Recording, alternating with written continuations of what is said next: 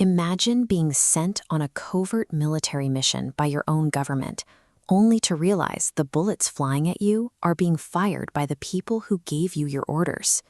21 men died in the mud that day, betrayed by the nation they swore to protect. The state immediately scrubbed the operation from the archives. They denied the men ever existed, leaving the grieving families with no answers and no path to justice. In the eyes of the law, the massacre never happened. But there was one survivor. Driven by a twisted sense of grief and vengeance, he crawled out of the sea, found his dead best friend's house, and kidnapped the man's infant son in the middle of the night. When institutions bury their crimes, the fallout doesn't disappear. That singular act of betrayal guaranteed that the bloodshed of 1983 would evolve into a 28-year cycle of calculated generational vengeance. The stolen boy, Lee Yoon-sung, was smuggled deep into the Golden Triangle. Here, at the lawless intersection of three borders, he was completely severed from the society he was born into. Every day of his youth was consumed by brutal psychological conditioning and high-stakes combat drills. His surrogate father systematically beat out any trace of hesitation, turning the boy's instincts toward lethal efficiency and absolute obedience.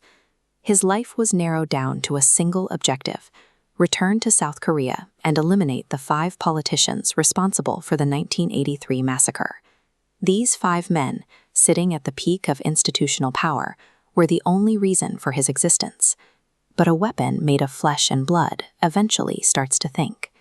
What happens when the man designed for a massacre decides he no longer wants to pull the trigger?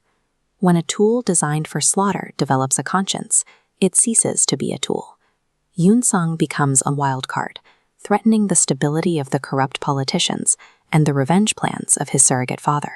Locating 5 guarded targets within a metropolis of 10 million people is impossible through combat alone. To close the distance, Yoon-sung navigates the infrastructure of a modern, hyper-connected South Korea.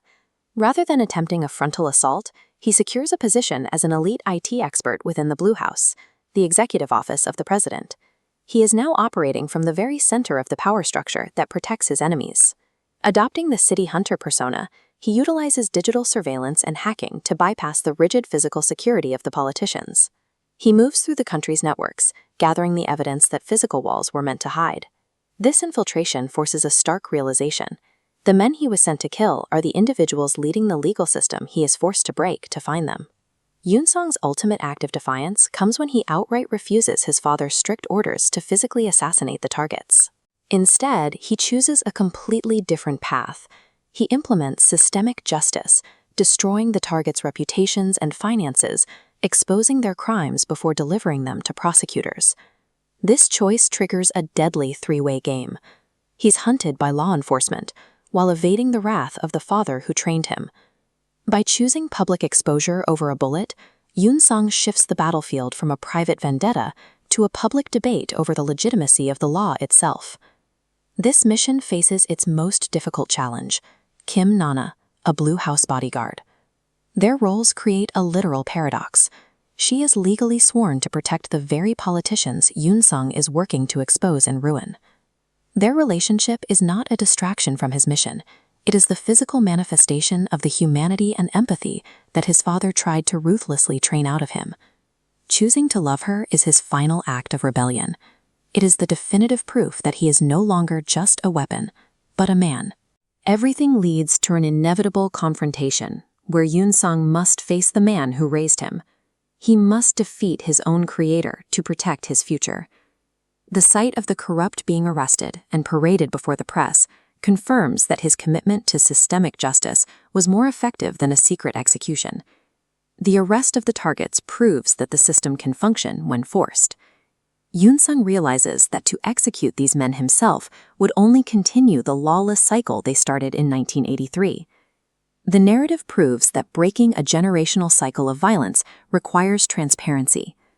Dragging crimes into the light of the legal system creates a lasting resolution that bloodshed never could.